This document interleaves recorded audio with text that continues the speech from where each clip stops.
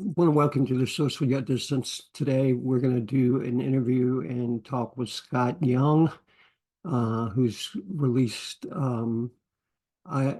said I wasn't college material, and I'm going to tell you a little bit about that, and then we'll get started with Scott here in a few minutes.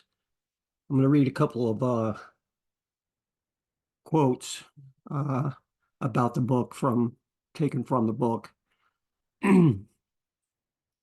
And they said I wasn't college material. Scot Young walks the reader through a coming of age tale.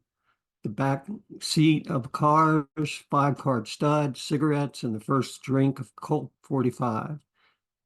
Young doesn't run at you with the screaming discovery of an empty touch. Rather, he invites the reader to glide with him into a world that only extends gentle invitations. Young's new book, They Said I Wasn't College Material, is good enough for nightstands, airplane rides, and to sip warm drinks with someone when he or she is cold. Enjoy. And that's from Bill Gaynor, probably one of the best respected poets in the country.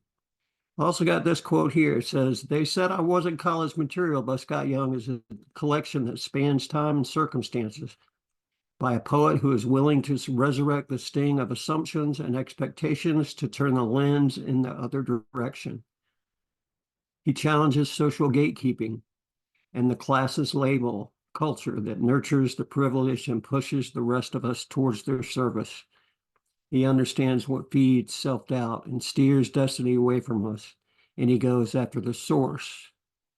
This is not the same as holding up the glass. And that's from Elin Alexander, the co-founder and editor of Collapse Press. We're going to interview with Scott in just a few minutes. I'll leave you with this quote and then we'll take care of a little bit of business. This quote is one you've all probably heard. In spite of ourselves, we will end up sitting on a rainbow against all odds. Honey, we're the big door prize. And that's John Prine, a big favorite of Scott's, and many other poets of similar stature and time in space. Let me take care of a little business. We are in a great experience with Scott. Meanwhile, we do have business expenses. We have supporters for those efforts, and we don't make the big YouTube bucks yet because we don't have the audience available. However, to support our efforts, we do have affiliate business arrangements that can offer you guys as the audience and as the community discounts and prices and special events and things like that. Take a look at our buy me a coffee page for all the details. I will put descriptions and links for all of our relationships in the description of this movie or this video movie. Oh, it's going to be that good. Thanks. Be patient, and we'll be back with Scott.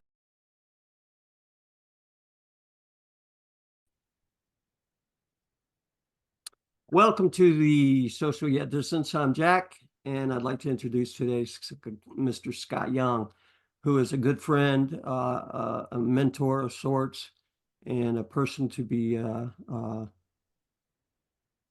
seen, known, loved by as many as I know do. And I hope that you'll take the time to enjoy this afternoon with us. Scott, welcome, my friend. Hi, Jack. So we're here to celebrate the release of this new book. They say I wasn't college material. There it is. It's a beautiful book. And our buddy did the artwork, didn't it? Ray? Yeah, Ray did. Yeah, Ray He, Sweeney did the work. Check out his work as well, folks. Ray Sweeney, he's a master artist and has all kind of stuff for sale to support his efforts as well. We're all about the indie artists, so please go and see Ray. he's a great Beautiful guy. cover, beautiful cover. I get the nature of the title from my own personal experience. They pretty much say you're not college material when you're sitting in prison. So I learned that the hard way. I think that you've learned it a little bit different way, Scott. Tell us a little bit about how this book came together. Well, this book is a collection of poems that probably dates back to 1989 up until 22, I think, maybe 23. And the title came out of when I was 18, I believe, or 17. I was sitting in the high school counselor's office, and the man said, he said, "So what plans do you have?" I said, "I'd like to go to Berkeley." He goes, "What?" I said, "Berkeley." Because at the time that was the place. Hey, let's get out of Missouri and let's go to San Francisco. And he says, "Have you ever thought about building cars at Claycomo, Missouri, Ford's?" And I went, "No." And he said, "I really don't think college is for you." He said, "That's not your aptitude." And I went, "Oh, okay." So uh, I graduated that semester and we went to college because when that someone tells you no, uh, if you're like me, you're going to prove that person wrong. Well, I only went to college for uh,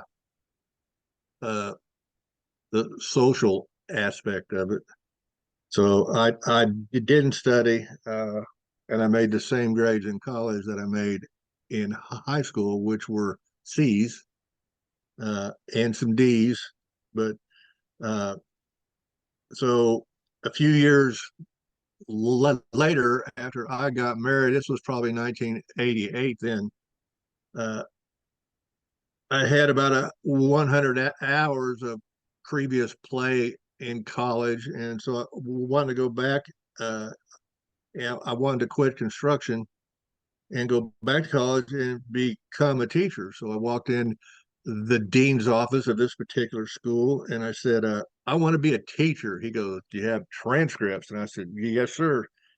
Handed those to him, and he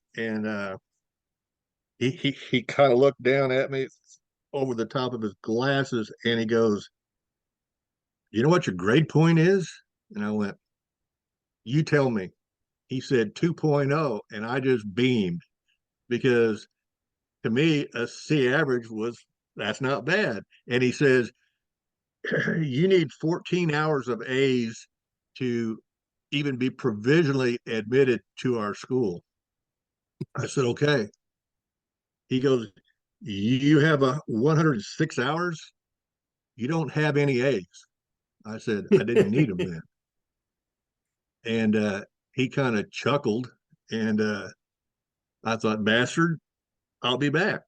So I enrolled for 14 hours, made straight A's. Granted, I was uh, in my 30s then, so I was a lot smarter than I was at 17.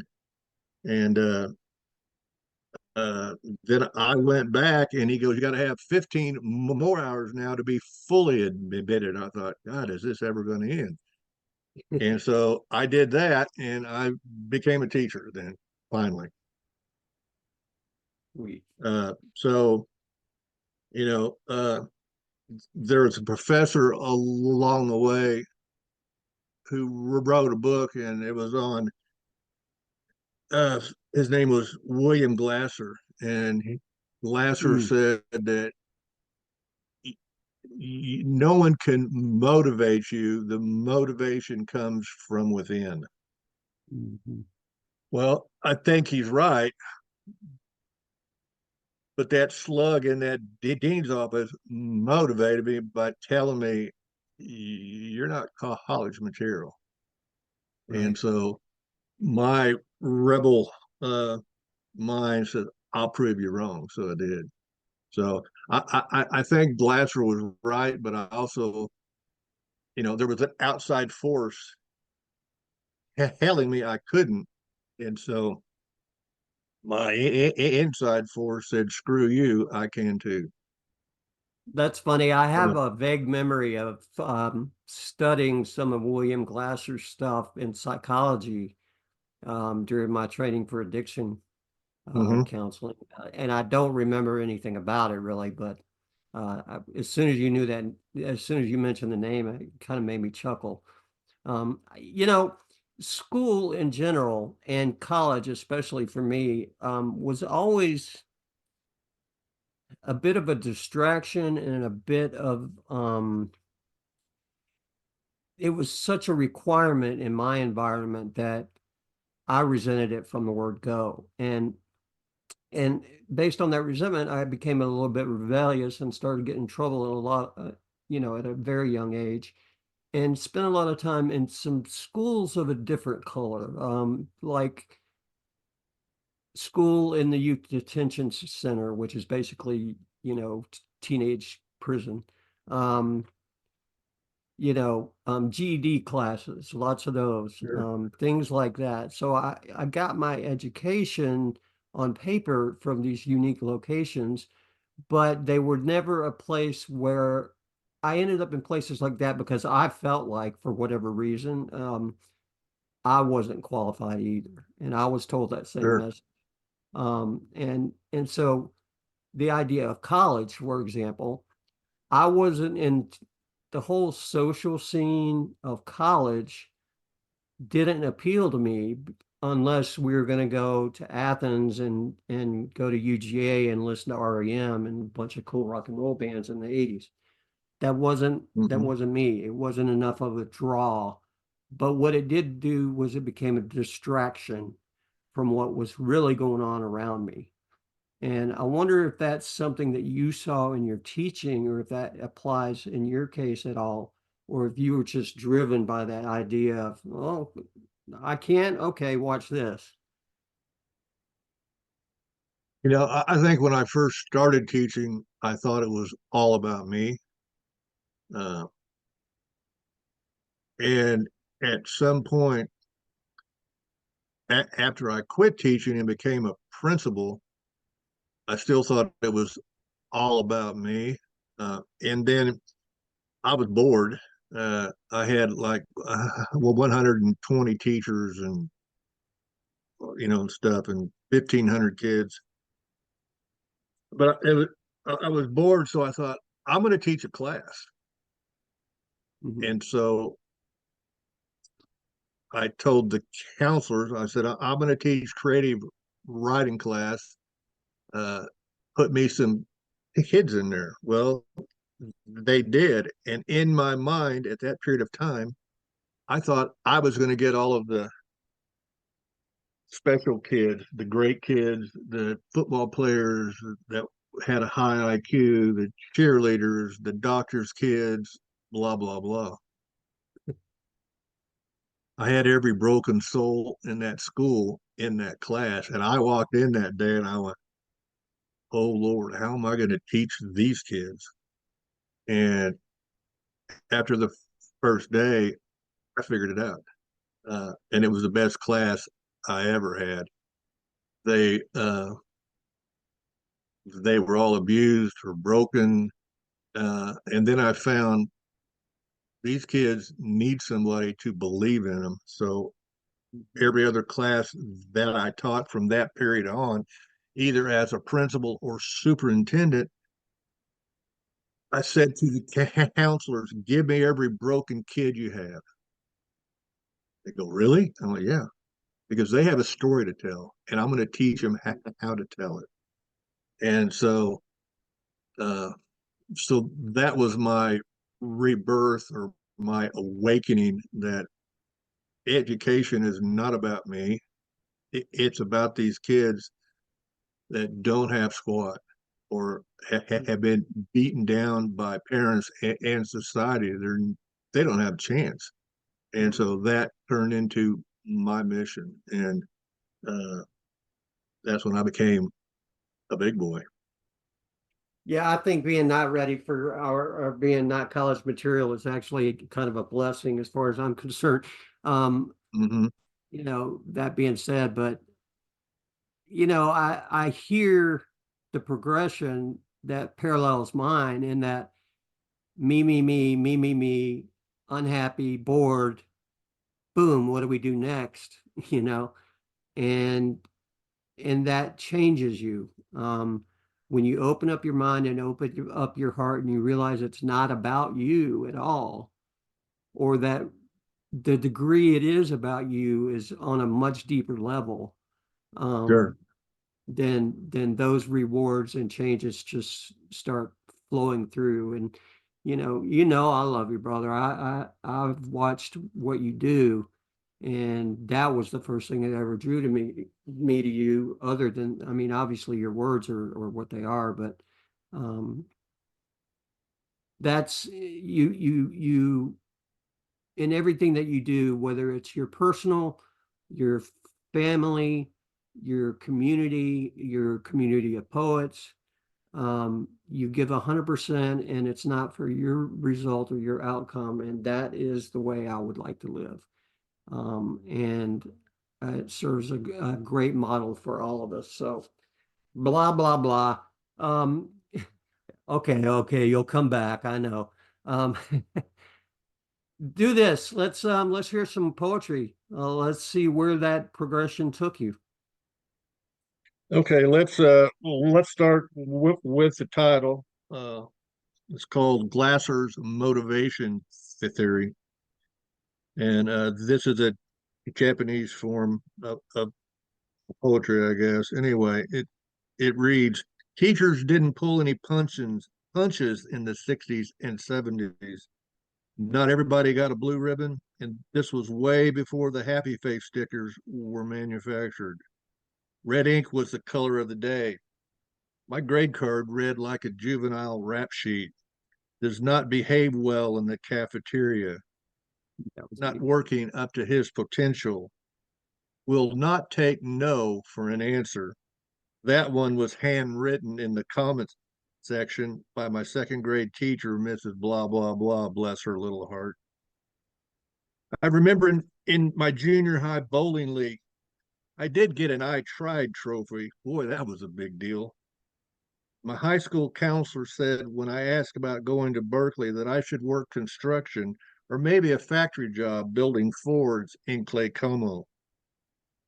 They said I was not college material. Almost believed them. Beautiful, beautiful, beautiful. Man. Uh, Scott, before you move on, this, you just told the story and then you read the poem, and it was so concise and beautiful. Having the background, it all makes sense. And in our discussion, you know, what I was alluding to is there's always somebody who makes a difference. Somebody like me or you who steps in, not steps in, but makes themselves available to the need, whatever it is. And there was, I had teachers like that. And I'm curious if in the classroom that's the way you were as well. Um, for example, Virginia Burke recognized the fact that I had some acting skills, and she pursued that, and she pushed that, and she saw where my pros and cons were, and she gave me opportunities, and she let me drive her 1971 Corvette in the parking lot, which was really cool. um, but I don't think my school experience after that would have been the same. You know, mhm, Mrs. Brakebill willingly accepted my David Cassidy-ishness, when I'm 10 years old or whatever. And, just let me ride with that, like fed my ego that because I needed it sure. at that point in my life, you know. So talk a little bit about that connection with the kids, because I know it changed my life. Got some poems about some of the kids in this book. Uh, it's it's heartbreaking. Uh, it's hard on your family life because in essence you have another family, Mhm. and that's these kids, and their parents, some of their parents that you do get to know. So you're juggling your school family and staff, not just kids, but teachers too. Uh, I had a kindergarten teacher first day of school. She came to my office crying, and she goes, "I can't do this." And I said, "Why?" And she told me how one of the little girls came and told her that this big long story about how her mommy's boyfriend, she's shooting up drugs, told her that if she ever came into his room again, he would have his Doberman chew her face off. This girl was 6, and so there was drugs in the family that was used out in the open, not in any private. And she had some slug there who was threatened a 6-year-old girl, and so the little child was crying, the teacher was crying. They made the hotline call, uh, and I said, do you remember during our in-service training what I said?" And she goes, "I guess." And I said, "You were put here for a reason." I said, "You became a teacher for a reason." I said, "That little girl is your reason." Mhm. So she took a big breath and sucked it up. She goes, "I'll try." And I said, it's okay to cry. You can go home and cry, but you got to be here for her because nobody else is. Mhm. So, you know, I don't even know where we started at, but the whole what affects you from your job at school is not just a 6-year-old kid, it's a 22-year-old Mhm. teacher. And so then, most days when I came home, my wife goes, "How'd things go today at school?" And she wanted to talk about it. And I go, "Fine." Yeah, because I don't want to rehash it because it's tough. And I've Is always taught mainly in poor schools, except for the school that I had 1,500 in. But still, there were poor there. And at that school, it was uh, diverse. So you had, you just didn't have poor white kids. You had poor black children who didn't even compare to the level of poverty as the poor white kids, because the Mhm. poor white kids still had advantage Right. because I they listen, were white.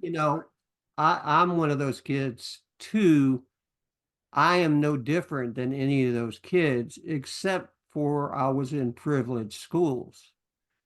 My own mentality and my own environment, and my own home circumstances, and whatever, um, created the kid that I was, and it made me behave the way I did. You were laughing about, I was laughing about the report card, shows self-control. I failed every single report card I ever got. Shows no self-control.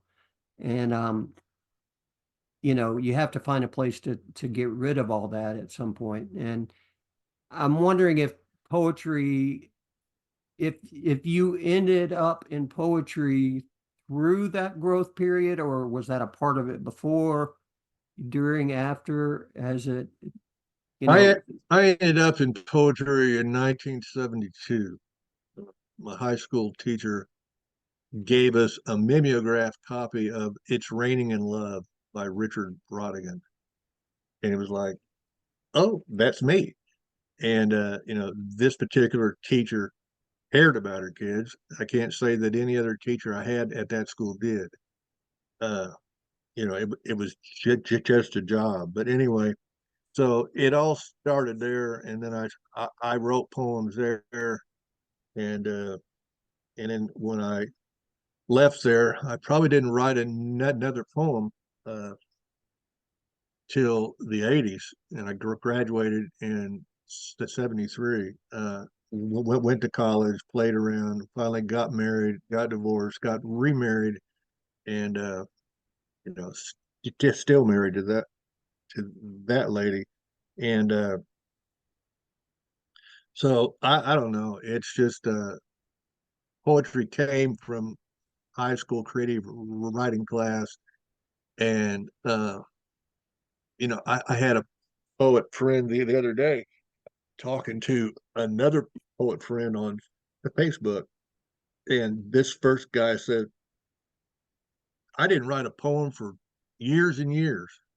He said, "When I was married and happy, I never wrote a word." Mhm. And the other poet said, "I've never been either one of those," which is like, oh wow, never been happy. And I had kids in my classes that had never been happy. And I just talked to one yesterday, and she graduated last year, and I think I posted her poem again. But she was extremely happy, and she went through trauma and abuse, sexual abuse, I guess. And it, her last year of high school, she changed her name, first name, Hmm. last name, uh, got adopted by I think her grandparents. But anyway, she changed her name, which put that trauma behind her in her mind. And she's in college. She's writing poems, and she said poetry is saving her life. So You that's know, kind of cool. in our circle of friends, that's such a common story. Um, Hmm. Regardless of what the trauma or the experience may have been, virtually everybody I could think of that's related to poetry that on Facebook, for example, that's a friend of Hmm. mine, um, talks about the healing power of the words, and I wholeheartedly agree with that. I don't, and I, I'm animate about the fact that these words need to be here and they need to be heard and they need to make sure we need to make sure as people who love them that they are always here in the future for those who come long after we do because we never know what's going to happen. No, Um, you don't. so, we share this mission together, my brother, change some lives and let the words do its magic as well. Did poetry, I mean, a creative writing course doesn't just include poetry. Was that the schema for you, or did you do other types of like writing flash or fiction or that kind of stuff? Um, I wrote some fiction when I was still a kid, I guess, probably 18. Uh, when I went back to college, no, this was the first round. Uh, First fiction piece that I wrote was after I graduated, and my cousin and I and some friends took a trip to Negril, Jamaica in 1973, and Woohoo! did and did all the stuff that you do in Jamaica when you're free. And I wrote a story about it, but I fantasized a little bit because I met a girl there from Savannah, Georgia, little blonde. She was my mind, and so I included her in the story, and it was all fiction. Uh, and then my mother found it, and she read it, and she goes, "Oh my goodness!" She's going because she thought it was all true, and I went, "Hmm, that's good." Uh, Next fiction piece I wrote was when I was in Springfield, Missouri, at Southwest Missouri State, and I wrote a piece of a sexual exploit nature about the girl who lived down the hall. Now that was probably mostly all true, and I turned that into my professor, uh, Dr. Beckett, and he knew the other girl too, and then he told me he said, "You're the best writer that's ever come through this Paul or this, but I think he got off on the story what it was. It wasn't couldn't have been that That's good. funny. But anyway, Well, you know, the very I, first story I ever wrote that I recall, I was probably 6, and I sat down with my little blue horse notebook and my big fat pencil and wrote about Freddie the rat and how the boy in the story was in jail in a moral dilemma, and he was tormented by the moral question of should he starve to death or should he eat Freddie the rat, his friend? Not that I was twisted at any it was point in my twisted at life. 6. Yeah. Hmm. So yeah, I So that's don't write good. much fiction anymore. I just live that. Give us a couple more poems before we bastardize your time too much, Scott. Okay. This one was called Day One, 19 Day One. 1972, teenage sex under a cheesy moon, 8-track plays Froshi low, time in a bottle, sets the mood, top down, gives us more room. You borrowed your sister's 28 days of Kama Sutra. We had 20 minutes before the porch light came on. I prayed for 27 more days, just like this one. That's a kid poem. That's a good one, though. Uh, this is I'm going to skip back to this one. It is about a student I had a couple years ago, maybe, and you've probably seen this one, but I'll read it. It's called "After Breakfast: The Last Day of School." Love it. JC sat in my office, buried his head in his hands, sobbing between dropping the F bomb. Said some kid looked at him wrong, called him a effing psycho. He said it's getting worse, and it's been like this his whole life. And every father he's ever had called him worthless.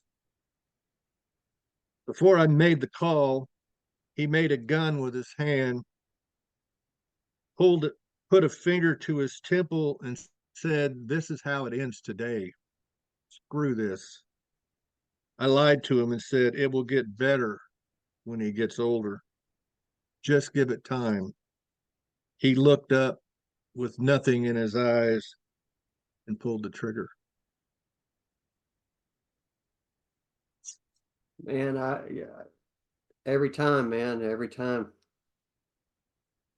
And he wasn't the only kid, is the thing. If that was the only kid that had problems in that small school with a graduating class of 15, 12 of them were just like that. And you know, those in power wander around and say, "Oh, what happened?" Pointing fingers. You know, it's a sad story. I could talk all day about that. I Um, have I had a teacher at that school, and he had retired, and he came back to teach. He came from Oklahoma, I believe, and he was probably a couple of years ago. He was probably 69, which is what I am now, but he had taught forever, and he loved kids, and he was a great teacher. And he said, "I'll do whatever you have." So I found him a spot, and I got to know him pretty well. And he married his high school sweetheart. And this poem, excuse me, it is about them. So if you ever have known anyone who has died or dying of Alzheimer, that's what this poem is. It's called Love Song for Kathy and Craig. Her ability to speak in complete sentences is almost gone. Holding hands, they went for a quiet walk along the shore of Table Rock Lake. When she said, "What is your name?" he answered, "Craig." "What is yours?" "Kathy," she replied. It was that moment somewhere in the 1950s when she was a little girl on a puppy date that he will always hold in his heart. The conversation ended holding hands, as did her complete sentences. He said he remembers when they were two kids working at Silver Dollar City with the whole world laid out in front of them, the light in her eyes, as if it would never end. That was tough to read. Yeah, I can imagine. Yeah, I can imagine. I uh I can only imagine what it might be like to go through that from either side of that fence. Sure. Very, very, very well represented, Scott. Thank you for sharing that. I don't know how in the world they did it, but Yeah, it's kind of an today, amazing thing. hmm, yeah, The and humans, yeah, I've gone through it not in that degree, but with a brother and with in-laws and stuff like that, and it's not what you want to watch. mm-mm. You know, Well, yeah, I'm not, I can't say that I've been too close to it.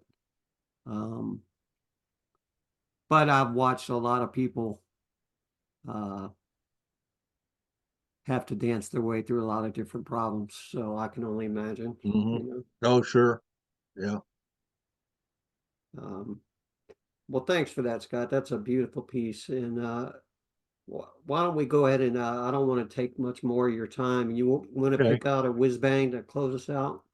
I got one that will close out, and this one got some acclaim on the Red Fez. I don't know, they picked it out, you know, as I don't know, the net, best of the net or something. I'm not sure. This is also about a child that I had in class. It's called She Only Wants. She says her parents loved her so much they divorced.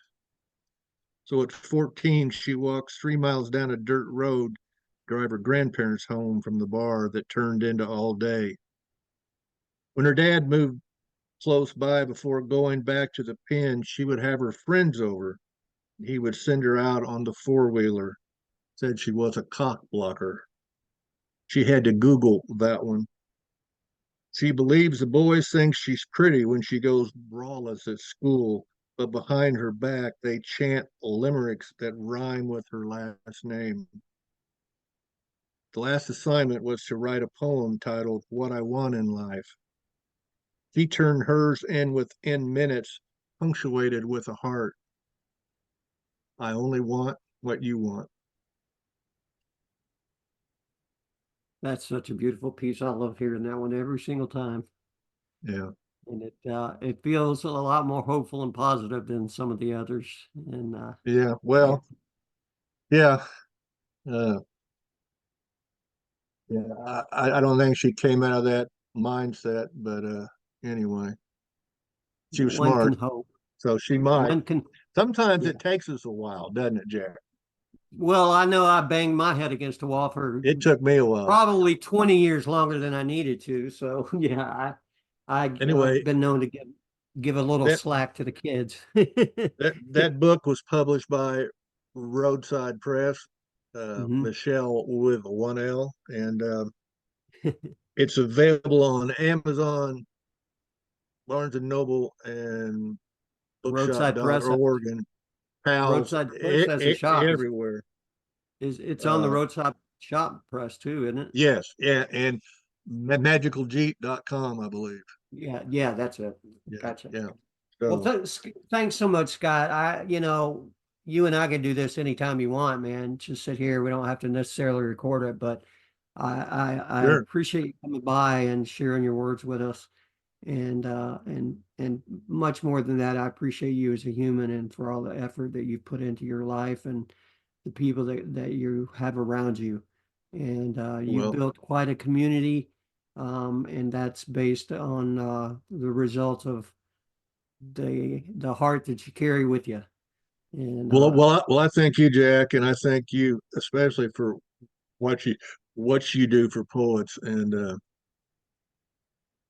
it's probably unmatched. And uh, you deserve some, some applause because you're doing it for free, and that says no, I'm something. not. I'm going to tell you guys where the sponsors are later. All right, a good deal. I would spread Scott Young's words for free forever for until the end of time. So, and that is to the purpose of socialyetdistanced.com is to make sure that those words never get lost. So please help us in that mission. Scott, thank you so much. I hope that you audience, Mr. and Mrs. Audience, that you enjoyed your Sure. afternoon with us and that you'll come back and visit us more. Thanks so much. But thank you, Jack. Thank you.